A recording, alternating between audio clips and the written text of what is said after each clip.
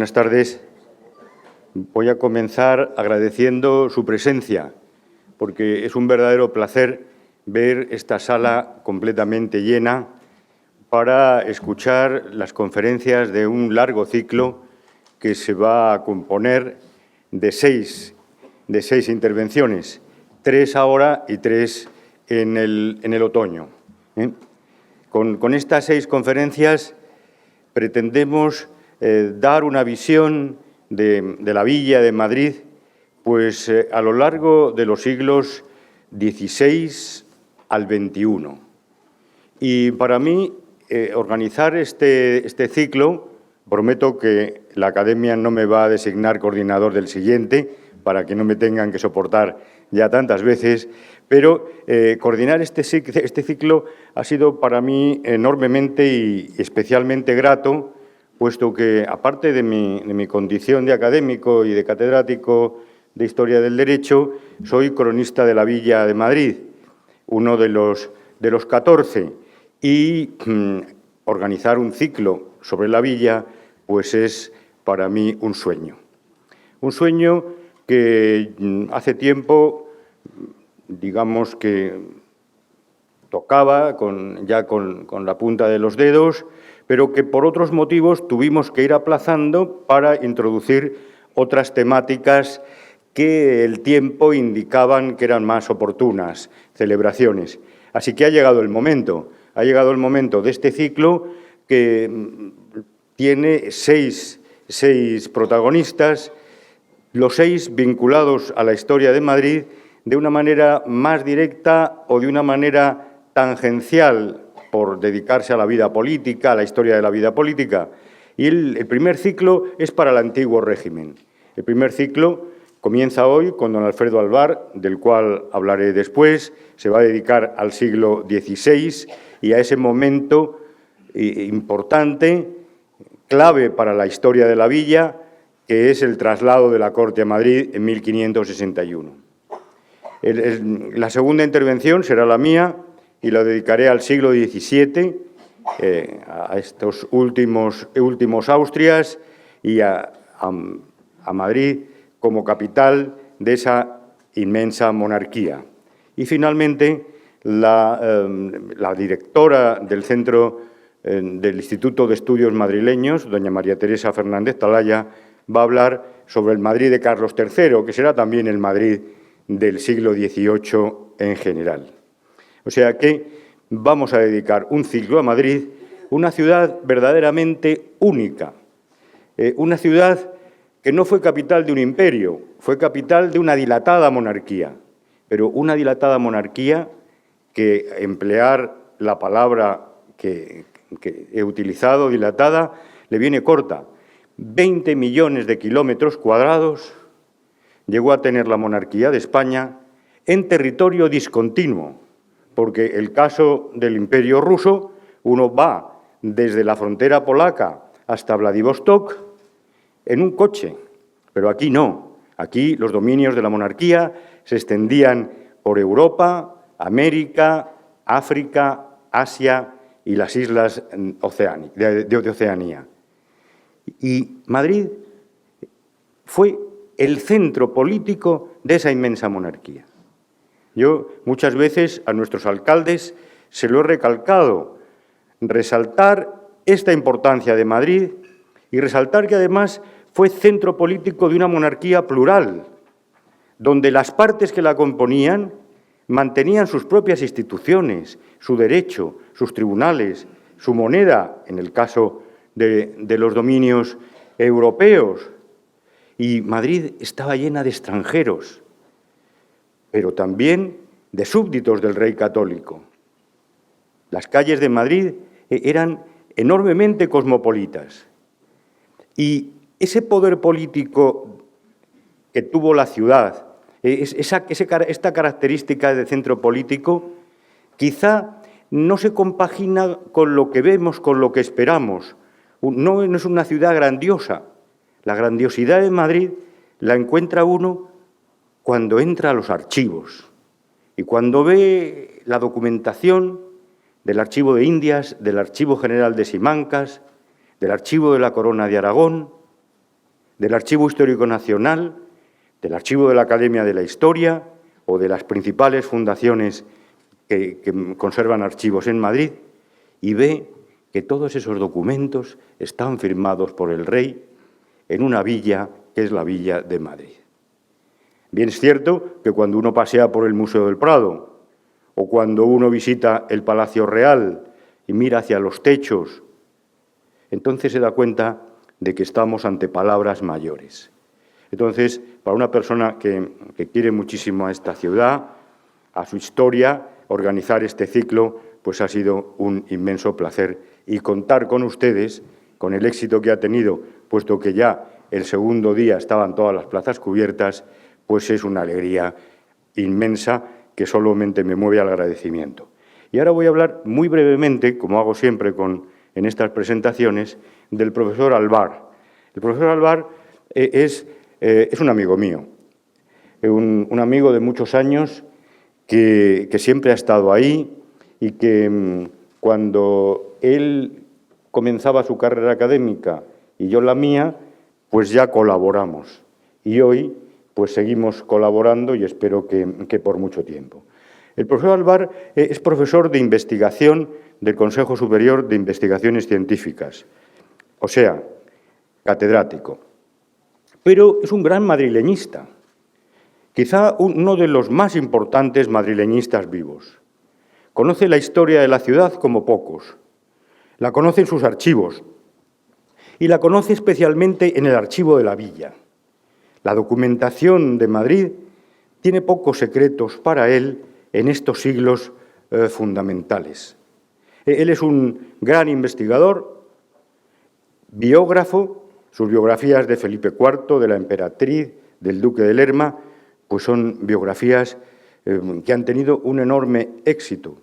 Éxito entre los cultivadores de la historia y éxito de público, porque el profesor Alvar es un escritor de éxito, pero no medido entre investigadores, sino a él le publican editoriales comerciales que saben que sus libros tienen calidad científica, pero además tienen éxito de público. Entonces, investigador de raza y profundo, biógrafo, gran divulgador, y la alta divulgación es un arte raro entre los historiadores españoles, y sin embargo, aunque sea raro, es enormemente necesario, pues en el profesor Alvar tenemos la alta divulgación en un grado verdaderamente notable. De sus libros no les voy a hablar porque consiste simplemente en que entren ustedes en Internet, que ahora es facilísimo, metan Alfredo Alvar y entonces saldrá una cascada de publicaciones. Pero aparte de su estudio sobre la instalación de la corte en 1561, hay un libro que a mí me encanta, que me lo regaló y ya me impresionó simplemente por la factura. Se llama El cartapacio del cortesano errante. Y me lo regala dentro de un cartapacio de ante, con un lujo verdaderamente espectacular. Lo abres y te encuentras la fascinante historia de los traslados de la corte de 1601 y 1606, de Madrid a Valladolid y de Valladolid a Madrid. Es una historia madrileña, pero también es una historia política de la España de Felipe III. Y es un libro que yo le recomiendo, aunque le recomiendo a él que le diga a la editorial que lo tiene que publicar en un formato de acceso para el gran público. Hace nada le presenté un libro, Austrias, que de alguna manera viene a recoger su labor investigadora de los últimos años y su visión de la monarquía de España durante los siglos XVI y XVII. Y hoy va a hablar de la Villa de Madrid, justamente en esa época, y se va a centrar en el siglo XVI. Y yo ya dejo de hablar porque lo importante, lo que vamos a disfrutar todos, es escucharlo a él. Muchas gracias.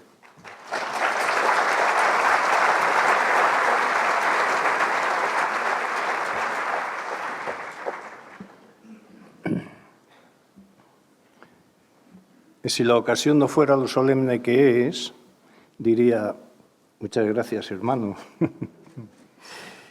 Señoras y señores, excelentísimas e ilustrísimas personalidades, amigas y amigos, me honra abrir este ciclo de conferencias por cuestiones cronológicas para conmemorar los 20 años de la Fundación Mutua Madrileña, organizado este ciclo de conferencias por la Real Academia de la Historia encarnada en don Feliciano Barrios y también por, naturalmente, la Fundación Mutua Madrileña en don Lorenzo Cochlin y doña Teresa Campos, que han sido absolutamente generosos en todos los aspectos y en toda la ayuda que he recibido. Permítanme confesarme antes de empezar, estoy abrumado, como se pueden imaginar, porque, claro, encontrarse un auditorio así para escuchar a un historiador, pues no suele ser uso ni costumbre en este maravilloso Madrid en el que vivimos. En fin, y aunque es cierto que me he dedicado a visiones de medio y largo plazo, biografías y análisis de la España de los Austrias, hoy me gustaría que me acompañaran en un viaje en el tiempo, en un viaje microhistórico. Por cierto, el editor del Cartapacio del Cortesano Errante es el Ayuntamiento de Madrid, así que podemos ver. Y como se dice, ¿verdad? Yo ahí lo dejo. Señoras y señores, si pudiera ser, me gustaría que nos quitáramos cada uno justamente 462 años de encima en este momento. La quimera es imposible, claro está, pero la cifra no está elegida al azar porque hoy mismo, o ayer, o mañana y pasado mañana más, hace 462 años que Felipe II decidió moverse con la corte desde la imperial ciudad de Toledo a la Villa de Madrid. Lo de imperial ciudad de Toledo y lo de Villa no lo he dicho porque sí, tiene su explicación. Imperial ciudad de Toledo, una gran ciudad, Villa de Madrid, una villa de tabernarios. En segundo lugar, Felipe II se movió, y con él toda la corte, de un lugar a otro. No designó Madrid como capital de España, ni de su imperio, ni nada por el estilo, porque todos estos son conceptos propios de los estados-nación del siglo XIX. Felipe II se limitó a moverse con la corte desde Toledo a Madrid. No fue poco lo que hizo, desde luego, ni las consecuencias que tuvo aquel acto. Pero no hubo una designación soberana, legislativa, constitucional o algo por el estilo que convirtiera a Madrid en capital. El rey se mudó de sitio, podía hacerlo, de hecho lo hizo a Córdoba, a Lisboa, a Monzón, a Tarazona y luego Felipe III a Valladolid. La diferencia estribó en el gran movimiento de personas y de consejeros y embajadores que hubo en unas mudanzas de corte y en otras.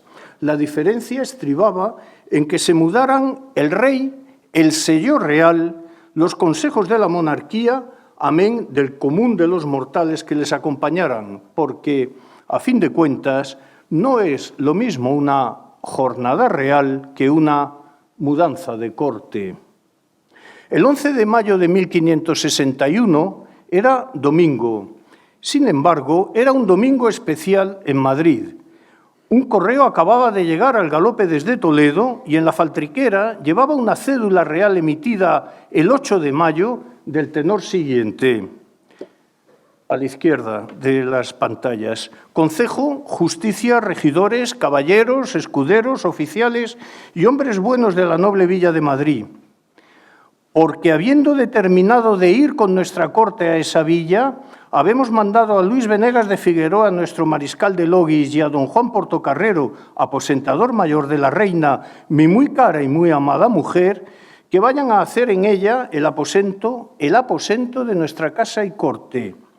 Os encargamos y mandamos que se lo dejéis y consintáis hacer libremente como se acostumbra, y siendo necesario, les deis para ello el favor y ayuda que hubieren menester, que en ello nos haréis mucho placer y servicio, etcétera, etcétera. No aparece por ningún sitio el término capital. Sencillamente se mueve la corte de una ciudad a otra y hay que hacer el aposento del rey y otros personajes, como vamos a ver. La corte entonces en Castilla era itinerante. Por eso no debía extrañar en exceso que el rey fuera o viniera. En Madrid estaban acostumbrados a recibir a la corte. Al emperador, cuando aún no era nada, se le proclamó rey de Castilla por vez primera desde Madrid por el cardenal Cisneros. En Madrid había un alcázar árabe, remodelado luego por Carlos V y su arquitecto Covarrubias, y en Madrid había unos extensos cazaderos. En Madrid y alrededores, Carlos V había estado 19 veces. Sin embargo, aquella cédula tenía algunas características singulares. En primer lugar, se había recibido en domingo. En segundo lugar, se hablaba del aposento de la casa y corte. Otras veces se hablaba de aposentar a personas determinadas o a, cito otros documentos de la época, a algunos ministros y criados nuestros. Por tanto, aquella mudanza de corte no era normal. El domingo 11 de mayo se reunió deprisa y corriendo el Ayuntamiento de Madrid. A la derecha, una fotocopia de las actas del Ayuntamiento de Madrid de 1561, que dicho sea de paso, el archivo del Ayuntamiento de Madrid es riquísimo en documentación. Como ven, la letra es muy sencilla de leer. Perdón. El domingo 11 de mayo de 1561 se reunió deprisa y corriendo el Ayuntamiento de Madrid. El acta de la reunión es muy curiosa. En este ayuntamiento se presentó una cédula de Su Majestad de aposento en esta villa, la cual fue obedecida con el acatamiento debido.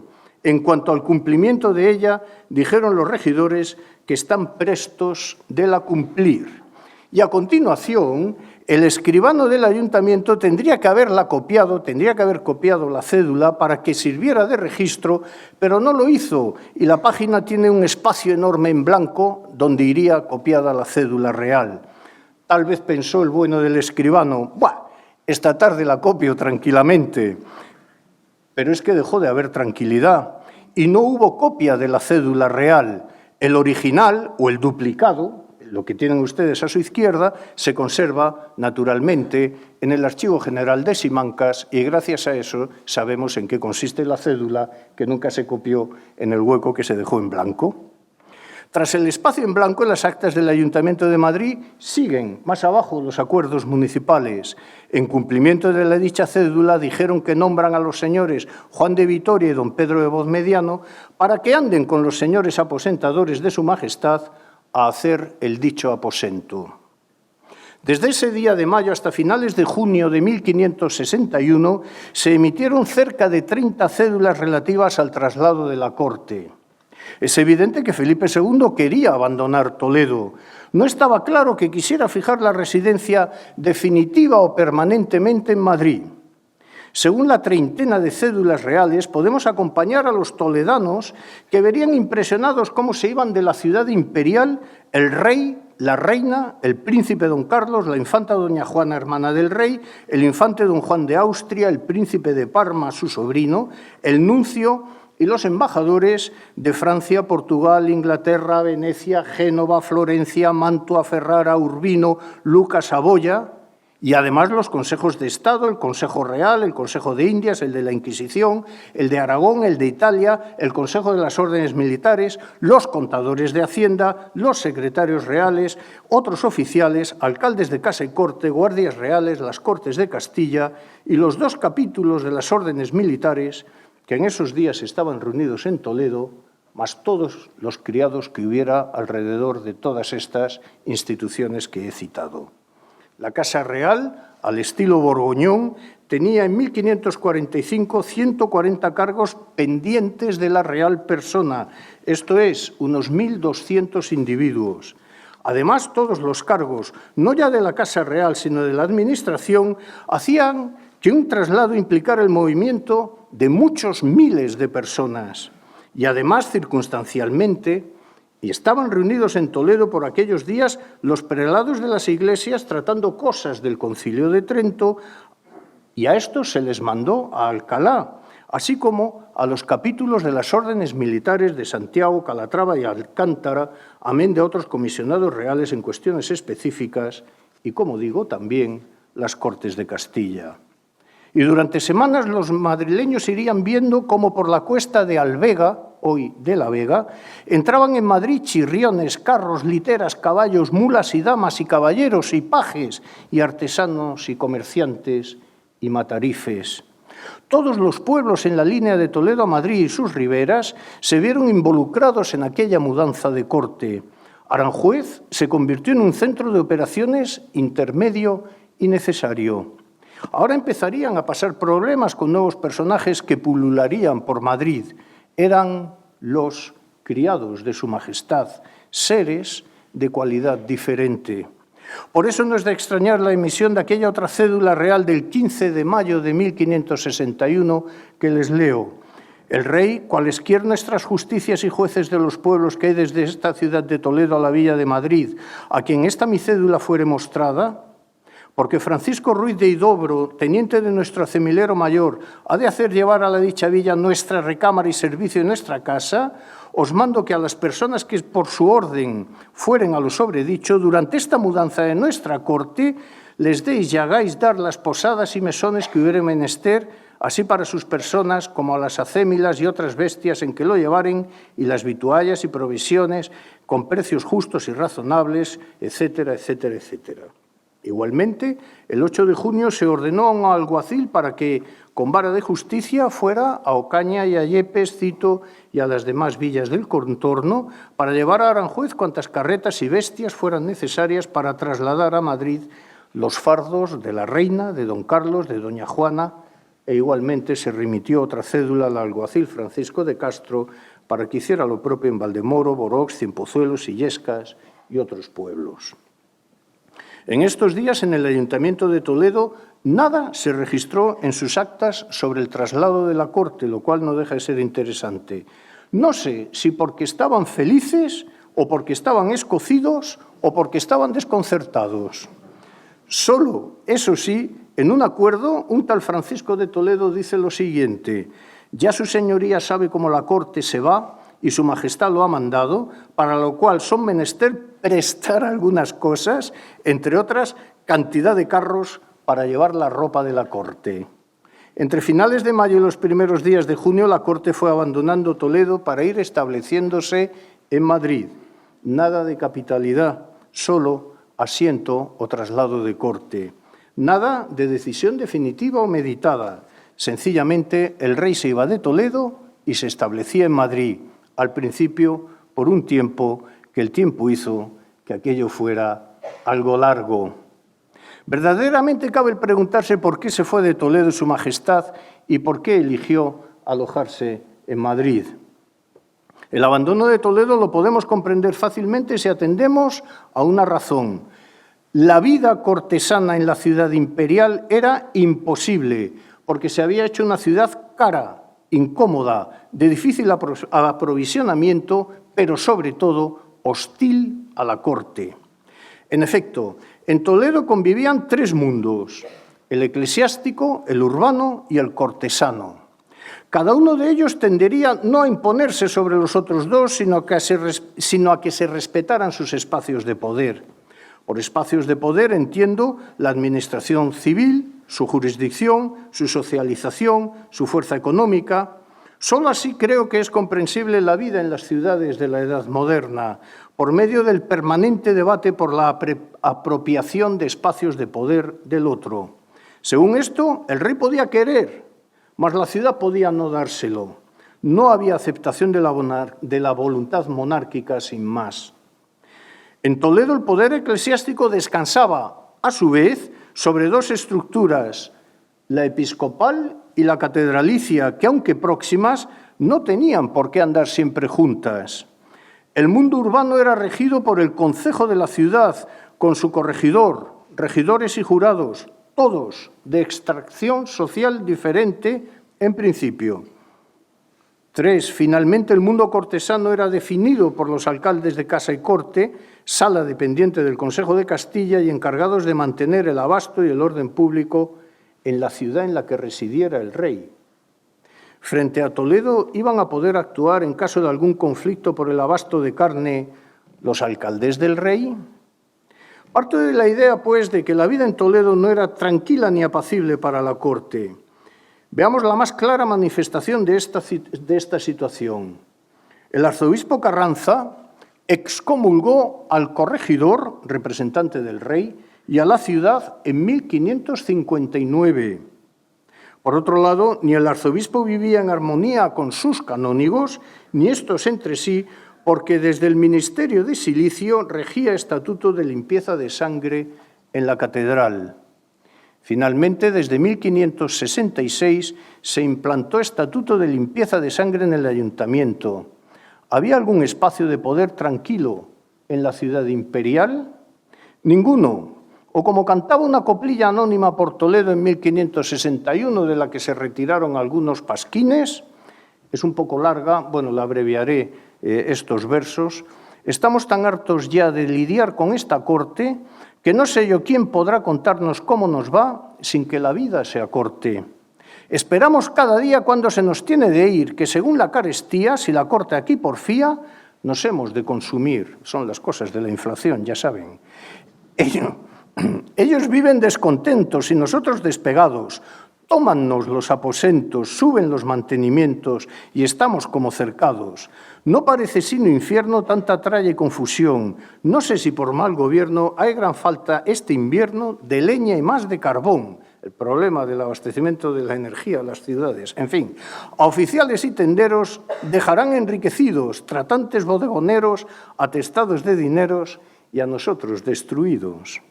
Han hecho tanto subir todas las mercaderías que no se puede sufrir ni se podrán reducir a su ser en nuestros días. Tomen nota.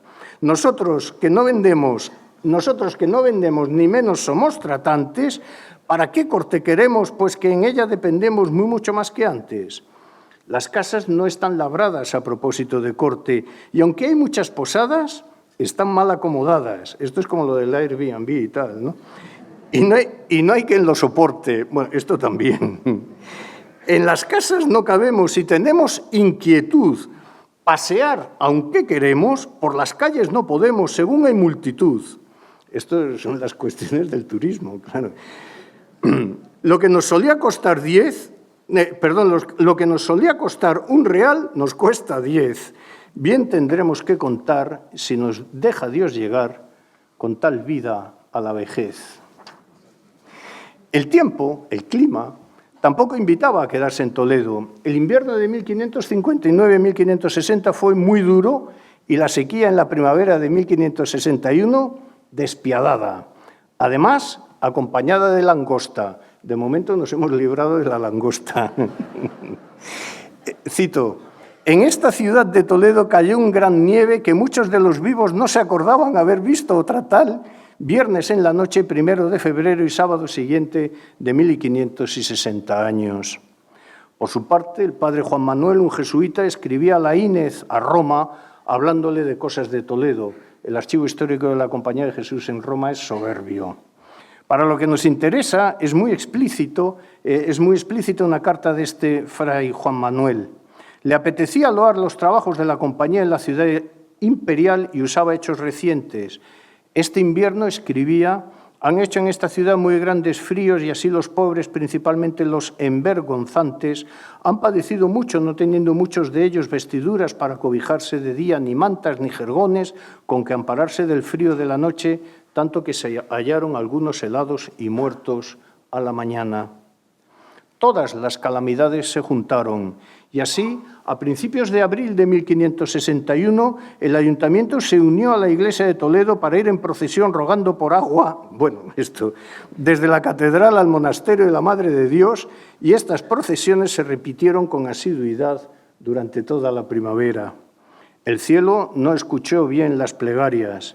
Esa primavera, una plaga de langosta arrasó los campos circundantes de la ciudad imperial. Pero aún había más problemas de sociabilidad en Toledo. Fernández de Retana puso bien a las claras en 1957, es algo cursi lo que les voy a decir, como la reinecita, Isabel de Valois, reinecita es como él la llama, no estaba a gusto en Toledo y lo soportaba por el amor que le tenía a Felipe II. Ello le llevó a afirmar rotundamente que la corte se trasladó a Madrid por cuestiones sentimentales, por amor. Felipe enamorado. La historia es bonita.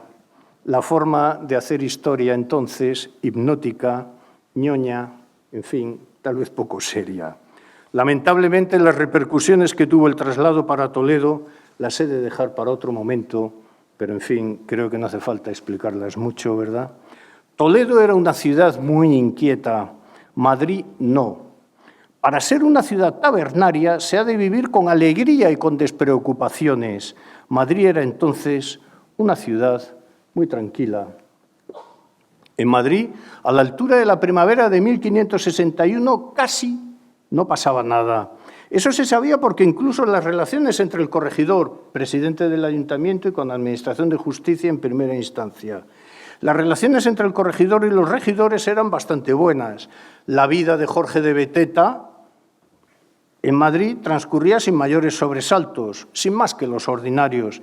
Tenía fama de controlar mucho los dineros municipales, pero no parecía tener problemas de convivencia con los regidores. De hecho, en marzo de 1561 pidió una licencia de 3 meses para irse de la ciudad, el corregidor, el presidente del ayuntamiento, para resolver asuntos propios. 3 meses. La vida en Madrid debía ser bastante tranquila. Los regidores le concedieron la licencia que pedía. Cito, los dichos señores dijeron que su merced vaya mucho enhorabuena y se venga lo más presto que pudiere. Sesión del 11 de marzo de 1561. En Madrid no se olían lo que se estaba fraguando en Toledo. Lo cierto es que si ya no preside el ayuntamiento este Jorge de Beteta el 15 de marzo, acude presuroso el 29 de marzo, que era sábado. Ha vuelto deprisa y corriendo a Madrid sin haber cumplido los 3 meses de ausencia. Algo pasará. A muchos madrileños villanos, que es lo que somos, que para eso somos de una villa, a muchos madrileños villanos de entonces les gustaba la tranquilidad de Madrid, pero muchos eran los que querían que hubiera algo más de vidilla, porque, por ejemplo, aún en enero de 1561, Madrid no era gran cosa, aunque de ninguna manera era un poblachón manchego, cuidado. No tenía casa del pescado, esto es verdad, así que lo que se trajinaba se hacía a orillas del Manzanares y allá se echaban los desperdicios del pescado. El ayuntamiento quería terminar pronto la casa del pescado. Para vivir mejor hay que hacer obras. Y luego vino Gallardón. En Madrid, en la primavera de 1561, las rentas municipales andaban holgadas.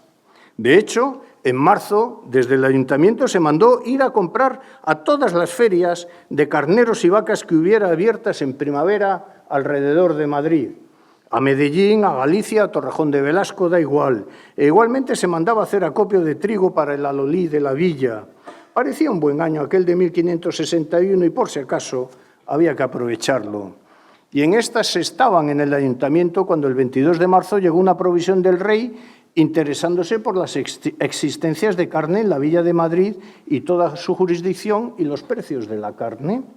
No era cualquier cosa aquella provisión real. Había que darle respuesta. El cálculo era el siguiente. El 22 de marzo de 1561, según la estimación de los regidores, había en Madrid listos para ser sacrificados 800 carneros y ninguna vaca.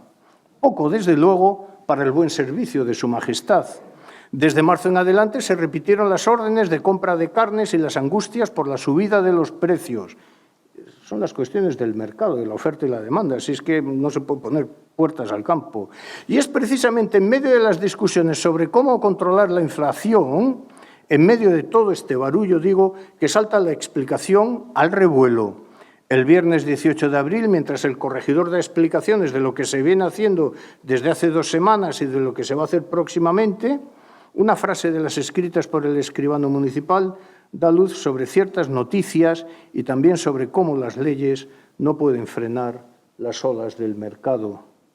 Que no se subiese el precio de las carnicerías de cómo al presente se pesa, especialmente por lo que se certifica de la venida de su majestad a esta villa.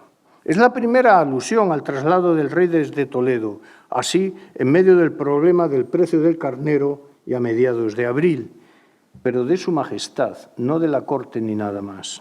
En la villa, en los días siguientes, se llegó hasta tal punto de angustia intentando comprar toda la carne que se pudiera para el servicio de su majestad, que incluso el 21 de abril el sacrificado corregidor, que había suspendido aquella ausencia de 3 meses, dijo lo siguiente: el señor corregidor, actas del Ayuntamiento de Madrid, el señor corregidor dijo que él prestará para el servicio de las carnicerías 4.000 reales en reales, es decir, en moneda de plata, con tanto que la caja, el tesorero, que es Marcos de Almonacid, se obligue a se los volver para el 20 de mayo en reales como él los da. Es decir, que el corregidor prestaba de su propio dinero por si acaso se necesitaba en el ayuntamiento. Ahora parece que hay ayuntamientos que ocurre al revés. Más, a mediados de abril de 1561, una frase suelta no nos sirve para hacer historia. Nadie estaba seguro en Madrid de que viniera el rey con la corte. En todo caso, se rumoreaba que tal vez habría una jornada real, pero son cosas distintas. Y sin embargo, la vida de aquella villa se alteró profundamente el 11 de mayo de 1561. Se despejaron las incógnitas, si es que las había. Se reveló el secreto. Era domingo. Los porteros del ayuntamiento debieron ir a las casas de los regidores para reunirlos. Un correo debía haber llegado al galope desde Toledo. En sesión municipal solo estaban el corregidor y 4 regidores de los 17 que componían aquel ayuntamiento. Madrid era una ciudad muy tranquila, tan tranquila que las cosas del ayuntamiento se resolvían casi sin más. Es como si en Madrid nunca pasase nada, pero aquel domingo pasó.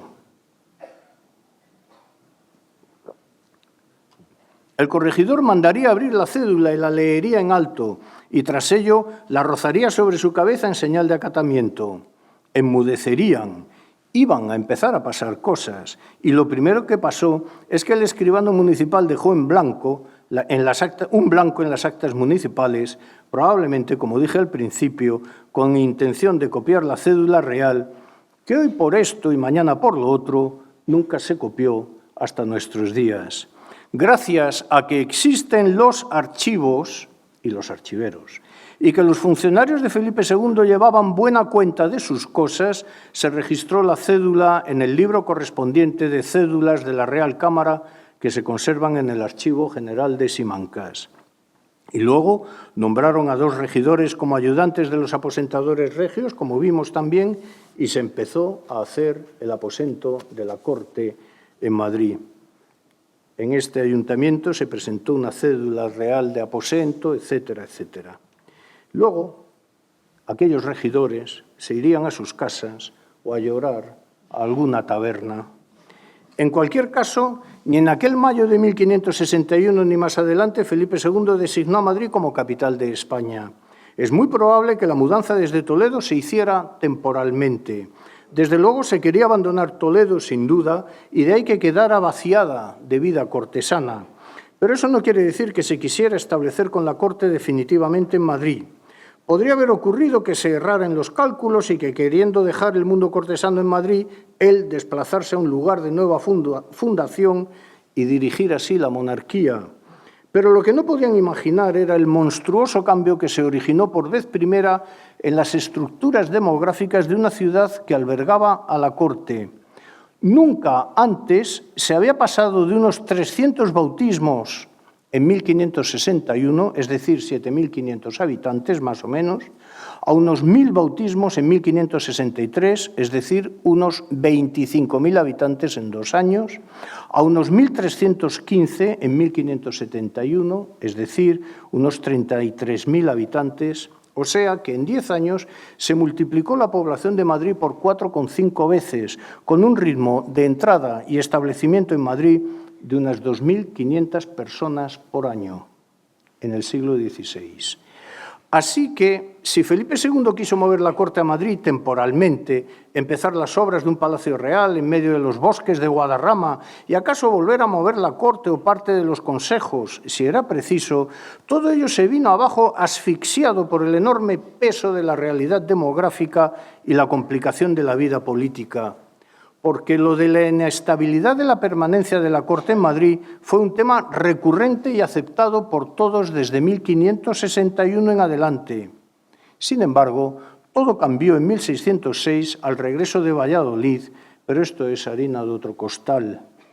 Del paquete de cédulas aquel del 8 de mayo de 1561, me he de referir explícitamente a la que se da a Venegas de Figueroa, mariscal de Logis, oficio palatino de origen borgoñón y no castellano, porque tengámoslo también presente que los usos palatinos, áulicos de la corte de Carlos V y de Felipe II en adelante, eran dobles, borgoñones y castellanos. En verdad que aquella cédula real era una cédula de aposento, aunque es verdad que era algo especial si se compara con otras, como he dicho. Y en esa cédula se daban instrucciones para mover a toda la corte entera. A algunas mujeres regias se les mandó a conventos de Alcalá, luego se mandaría al príncipe también y a don Juan de Austria. Así que, en el centro de la península, Madrid era el referente cortesano administrativo, el Escorial, desde un poco más adelante, el cortesano regio y Alcalá, el cortesano cultural. Felipe II quiso hacer un gran ensayo urbano que no le quedó tan brillante como tal vez pasara por su mente arquitectónica. Pero en cualquier caso, lo que queda muy claro es que había que sacar a la corte de Toledo, ciudad inhóspita e incluso hostil. El lunes 12 de mayo, al día siguiente de haberse recibido la cédula, comunicando que se mandaba a los aposentadores, se personó en el Ayuntamiento de Madrid un alcalde de corte, don Francisco de Castilla. Tal era el prestigio de los alcaldes de corte que cuando comunicó que venía para ayudar al ayuntamiento a resolver los problemas de abastecimiento, fue bienvenido y se nombró, insisto, a 2 regidores que le acompañaran, cito, de aquí a que venga su majestad a esta villa. Y a la vez se mandaba a un regidor a Toledo para pedir permiso al rey para que se pudiera entrampar Madrid para comprar carne y trigo, al tiempo que se mandaba a otros comisionados a Trujillo para comprar todas las carnes en las ferias de Trujillo, y a finales de mayo se daba la alarma: en Madrid ya no había dinero para comprar más y parecía que solo la villa tenía que pagar el aprovisionamiento de la corte real. No sabían bien la que les esperaba. La primera vez que se usó el término villa y corte de su majestad en las actas municipales fue en el primer ayuntamiento del nuevo corregidor, Argote, cuando mandó comprar más harina, cito, para la provisión y abastecimiento de esta villa y corte de su majestad, lo cual lo dijo el 13 de junio de 1561. En igual sentido, en menos de un mes se desató tal desorden en la construcción de viviendas que se hubo de regular el trabajo de maestros y peones del sector con unas primeras ordenanzas sobre la construcción y la albañilería. El rey, en fin, mandó ser recibido por los caballeros de la villa, vestidos y engalanados en verde, y así lo aceptaron ellos el 16 de junio. Los días siguientes fueron de enorme frenesí municipal, con reuniones municipales los días 16, 17, 18, 20 de junio, luego la fiesta del Corpus y una nueva sesión municipal el 23. El rey volvió a firmar cédulas de aposento para particulares ya desde Madrid, que es cuando ha entrado el rey en Madrid el 23 de junio. En este mismo día firmó las primeras cédulas ya desde Madrid. Existen riquísimas informaciones de este día a día escritas por los embajadores imperiales destinados en la corte de Felipe II, tanto en Toledo como por donde anduviera la corte transhumante en Castilla. Esas noticias, esos epistolarios, los manejé hace años en el Archivo Imperial de Viena. Martín de Guzmán, embajador imperial que era español, escribió una riquísima información a Fernando I de Austria, el hermano de Carlos V, nacido en Alcalá de Henares en 1503. El 13 de marzo le anunció que, cito, «aquí se comienza a hablar 13 de marzo. Aquí se comienza a hablar de mudarse la corte a Madrid, para lo cual entiendo que el rey manda a toda furia dar prisa a ciertos aposentos que en el Alcázar estaban por acabar. Por mucha que se den, no se piensa que se habrá acabado en 2 meses. Y a la vez que mostraba vivamente que se estaba viviendo en Castilla en general y en Toledo en particular, escribe el 12 de abril del 61. La corte, se dice, también hará mudanza para Madrid, como los aposentadores no partan, no hay nada de cierto. De esto se tiene duda, que si no llueve bien por todo este mes, de aquí en Madrid podrá quedarse la corte, etcétera, etcétera. Insisto en ello, se tiene duda y estamos a 12 de abril de 1561. En 11 meses, sigue escribiendo, en 11 meses van que estoy aquí, que no me acuerdo de haber visto llover, sino 3 veces, y nevar 2. Y esto fuera de tiempo, quiero decir que sin provecho para nada. Las alteraciones del clima, perdonen, no son nuevas, ¿no? Por fin, los rumores se habían convertido en certezas y con una celeridad fuera de lo común anuncia este Martín de Guzmán la emisión de la cédula de la mudanza del 8 de mayo, con una carta que se manda a Viena, la mudanza de la corte para Madrid, la mudanza de la corte para Madrid, no la conversión de Madrid en capital, no, la mudanza de la corte para Madrid está ya declarada y será a más tardar por todo el mes que viene, digo de los consejos, el rey, reina, príncipe y princesa, que luego partirán para Aranjuez, etcétera, etcétera. El rey, reina, príncipe y princesa están ya todos en Aranjuez, dice más adelante, el 31 de mayo, de donde no partirán para Madrid hasta después del Corpus Christi. Y en este medio yo trabajaré de haber posada allí, si me la dieren, y si no, dice el embajador imperial, me iré a una aldea la más cerca que hallare. Había problemas para alojar a la corte en Madrid. Este epistolario nos muestra situaciones que eran francamente incómodas y acaso la experiencia de este traslado de 1561, tal vez el más grande en Castilla, sin duda hasta entonces, quitaría las ganas de otras mudanzas. El último día del mes pasado, por el correo ordinario de Flandes, escribí a vuestra majestad y le avisé de las diligencias que se habían hecho y no se ha hecho nada, porque está el rey en Aranjuez y los que han de tratar con su majestad en los negocios, los unos aquí y los otros en Madrid, por manera que hasta que el rey no vuelva y ellos vayan y se asienten en la corte, no se podrá despachar nada. En fin, en 1562, por ejemplo, ya carteaba este mismo individuo que las obras del Palacio del Pardo habían concluido, por lo que podría haber fiestas cortesanas en el Pardo. Y desde que el rey llegó aquí de Toledo comenzó a aderezar la casa del Pardo para poder llevar allá a la reina algún día. Ha querido Dios que se acabó la obra en 1562. En definitiva, pues, había habido mudanza. La corte estaba en Madrid. A los reyes se les habilitaba para su recreo el Pardo. El príncipe don Carlos estaba con sus primos austríacos estudiando en Alcalá y el centro de la península bullía entre cortesanos, muchos de ellos muy bien disgustados.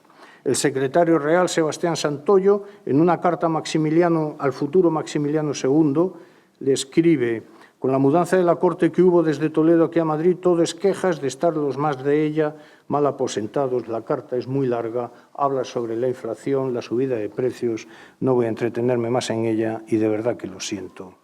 Conforme fue pasando el tiempo, la permanencia de la corte fue convirtiéndose en un hecho, del mismo modo que se fueron tomando decisiones necesarias.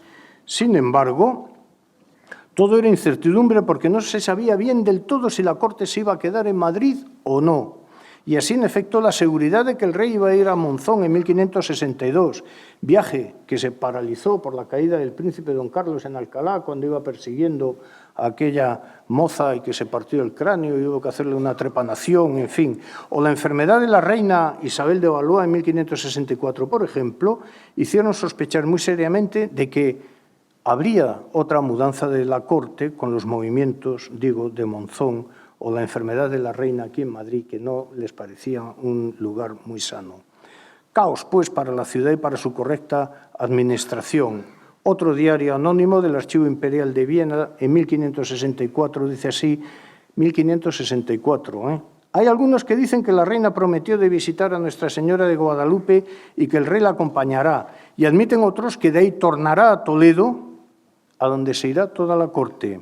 Creo que a lo menos lo de la corte no será este invierno. No había certeza del establecimiento en Madrid de la Corte en el 61. De la mudanza de la Corte de aquí ya no hay rumor ninguno, sino que se queda aquí por este invierno, menos mal. En 1566 Isabel de Valois había quedado embarazada y entonces vuelve a relatar este embajador del que ha hablado antes Martín de Guzmán. Continuando el preñado de la reina, que se irá a alguna otra parte, o a Segovia, o a Alcalá, o a Guadalajara, o a Valladolid, o a Toledo, mas hasta ahora no se ha determinado cosa ninguna. Del rey no se sabe si se partirá o partiéndose, ¿a qué parte? Estamos hablando de 1566. Pues bien, una de las decisiones que se tomaron y que sirvieron para consolidar la permanencia de la Corte en Madrid fue la de construir un suntuoso edificio en un lugar conveniente. El Pardo, aunque rehecho, era insuficiente para los deseos de Felipe II.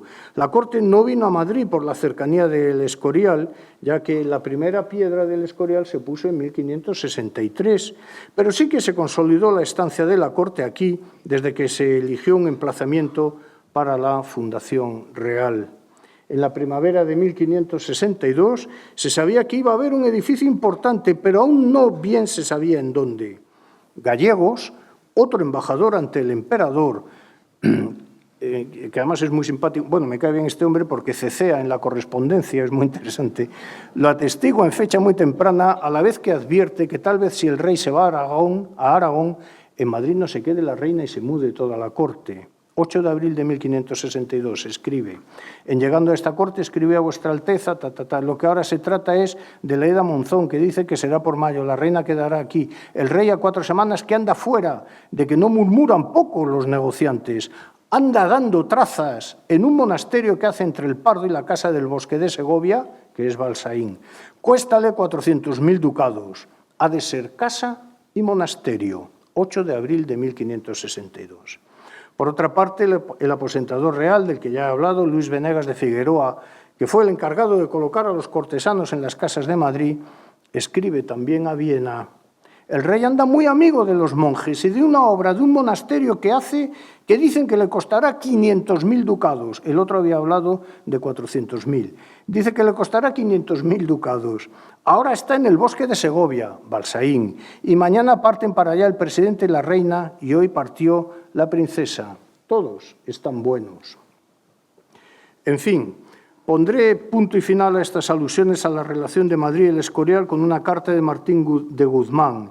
Por cierto, todos los viajes a Monzón y otros preparativos reales hubieron de suspenderse, insisto, tras la infortunada caída del príncipe don Carlos el 19 de enero del año 62 en Alcalá. Casi le costó la vida.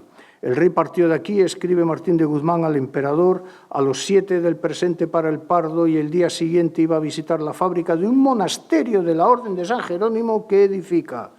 El ingeniero que ha hecho la traza dice que hará de costa como 600.000 ducados. Ya vamos por 600.000. Si los de acá tasan como los de allá, bien se le podrán añadir otros 600.000. Y continúa la carta. Dase gran prisa a la obra. De allí se irá su majestad al Bosque de Segovia. Estará el tiempo que en la pasada carta tengo escrito, etcétera, etcétera. El caso es que, gustara o no, hubo mudanza de corte, pero la mudanza no solo fue de la corte, sino de un goteo de inmigración permanente que nunca hasta entonces se había conocido. Las consecuencias fueron enormes. Para empezar, Madrid no estaba preparada para recibir ese aluvión de gentes. Entonces la ciudad fue ahogando a sus parroquias clásicas y expandiéndose por las radiales. La heterogeneidad en los usos del suelo fue la norma. Para conocer el desarrollo demográfico de las ciudades antes de la existencia del registro civil, los historiadores manejamos los archivos parroquiales, registros de bautismos, de defunciones y de muertes. Registros parroquiales existen en Castilla desde tiempos del cardenal Cisneros y en la cristiandad católica desde el Concilio de Trento, 1563. No entro de momento en más detalle y no por falta de ganas. Añoro los tiempos en los que hice la tesis doctoral, no solo por cosas de la edad, sino porque tenía más tiempo para concentrarme en un trabajo monográfico. Entonces reconté todos los registros parroquiales que existen en Madrid, todas estas partidas, unas 153.200, y pude levantar por vez primera las gráficas de población de Madrid desde 1550 a 1606. Se conservan partidas de las parroquias más pobladas de Madrid, porque las del interior de la ciudad ardieron en 1936. Los gráficos hablan por sí solos. Estadísticamente, y considerando una tasa de natalidad del 40 por 1000, cada bautismo equivaldría a 25 personas vivas. Es una propuesta estadística asumida por la demografía histórica. Tasa de natalidad del 40 por 1000, cada bautismo, 25 personas vivas. El caso es que el crecimiento, como ven, fue brutal. La subida primera que hay entre 1551 y 52 es que estuvo por aquí Carlos V y los cortesanos. El crecimiento fue brutal, pero también irregular. Madrid se expandió sobre todo hacia el norte y hacia el sur, porque al oeste no podía porque estaba el Bosque Real del Pardo y por el este tampoco, que estaba el Prado de los Jerónimos. Las parroquias del centro, que eran en su mayor parte cortesanas, se asfixiaron, no podían crecer. Las del extrarradio, que eran las de la inmigración, crecieron alocadamente. Entre 1560 y 1606, por ejemplo, la media de bautizos en la Almudena fue de 42 bautismos al año, mientras que en San Ginés fue de 427. Entre 1562 y 1600 hubo en Madrid unos 79.000 bautismos, algo más de 2.000 al año, como he dicho antes. Entre 1570 y 1600 hubo unos 30.000 fallecidos registrados. Madrid duplicaba todos los años con sus bautizados a los muertos. El goteo inmigratorio es la explicación que ha de servir para todo y para que aquella ciudad viviera. Y ya he de callar. He mostrado el día a día del abandono de Toledo en 1561 y el día a día de la mudanza a Madrid en la primavera de 1561. En conclusión, nunca he hallado un papel, una carta, la redacción de un testimonio real por el cual Felipe II manifestara las razones contundentes de por qué estableció la corte en Madrid. La verdad es que no las hubo. Existió, desde luego, la necesidad de irse de Toledo, gran ciudad, conflictiva y hostil.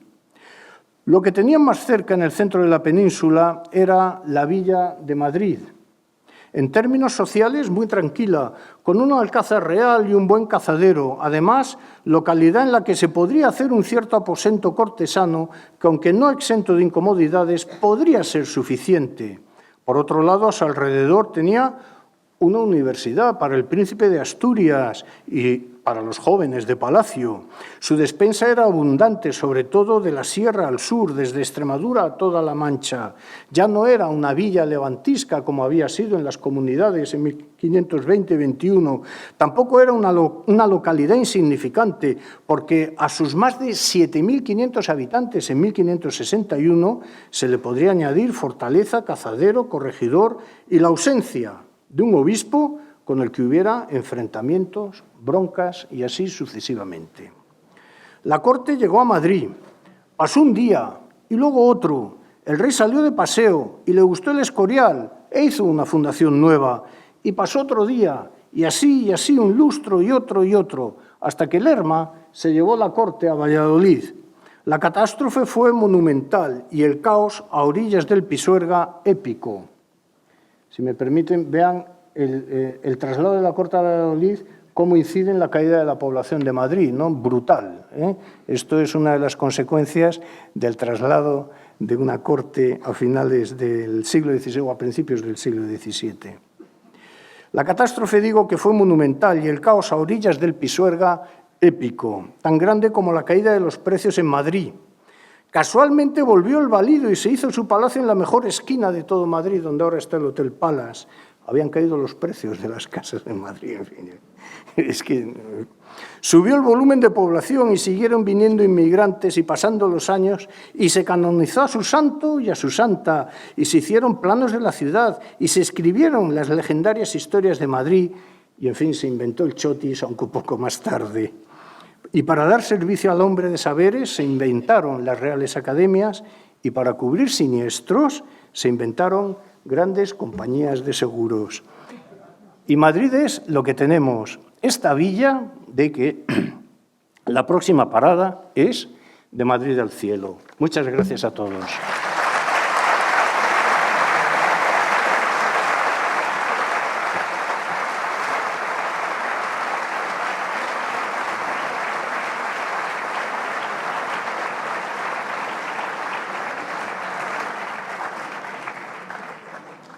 Muchas gracias.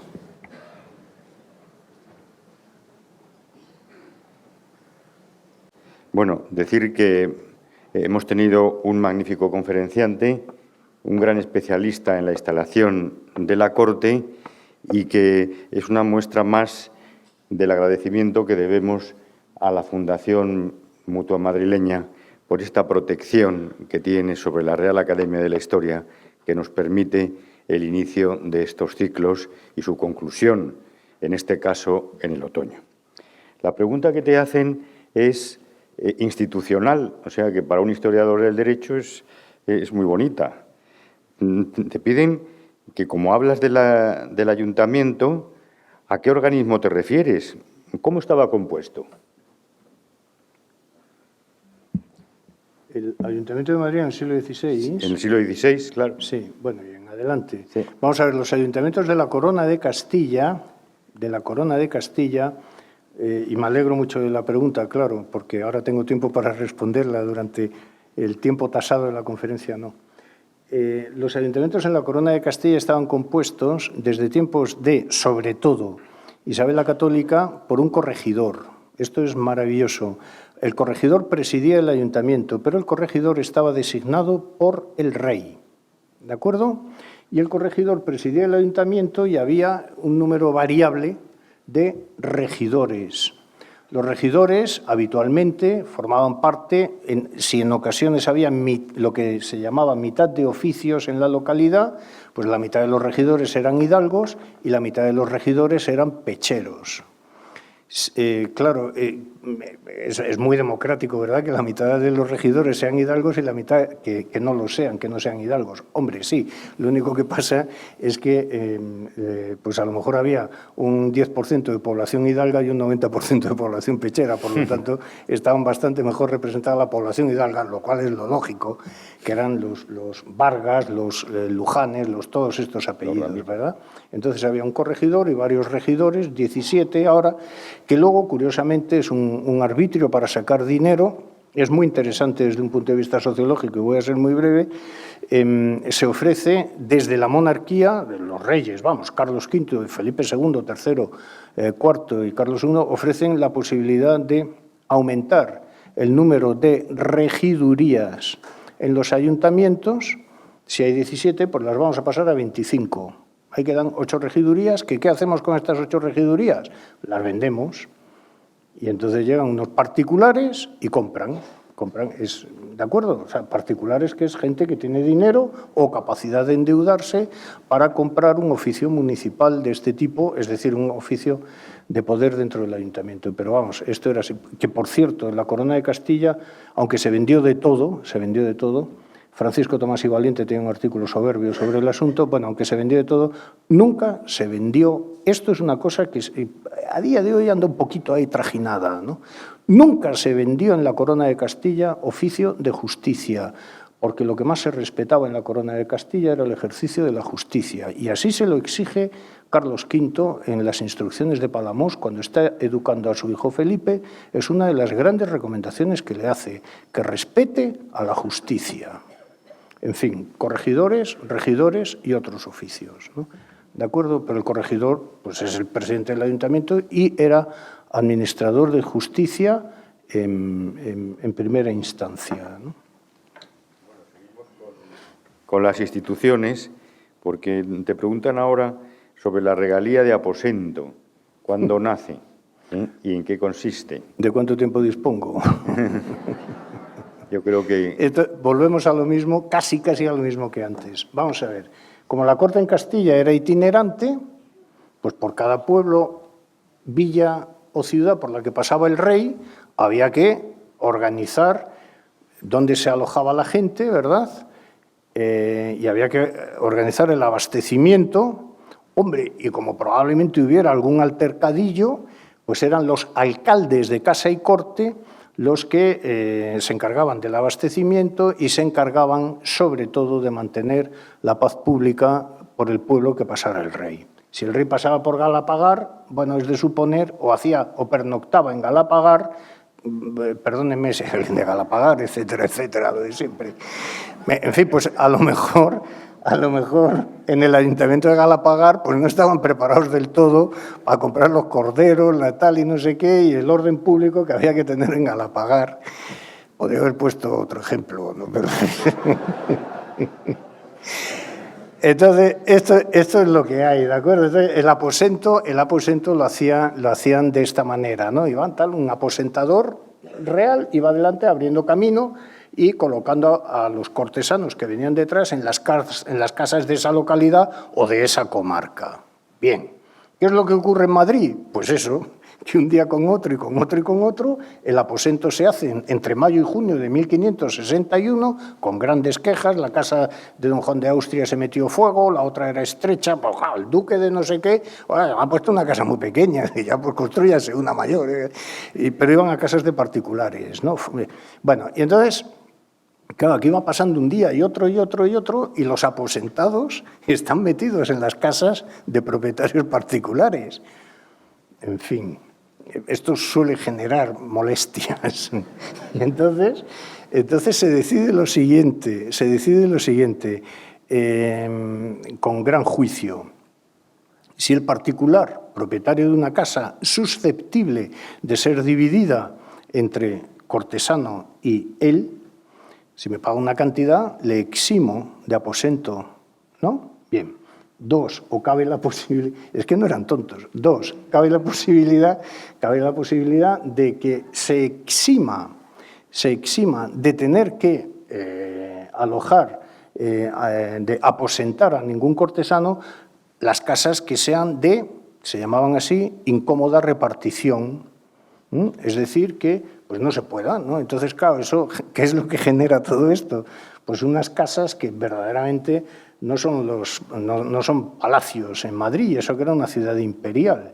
Casas de incómoda repartición, que no podía haber aposento porque no tenías en 2 pisos 14 tramos de escalera y tal, ¿no? Y luego se pagaba también una exención de aposento. Bueno, pues todo esto giraba alrededor de lo mismo, intentar eludir que en casa te metieran. Es que es muy molesto que en casa se te meta alguien, ¿no? Contra tu voluntad, digo. Vamos a por la última pregunta.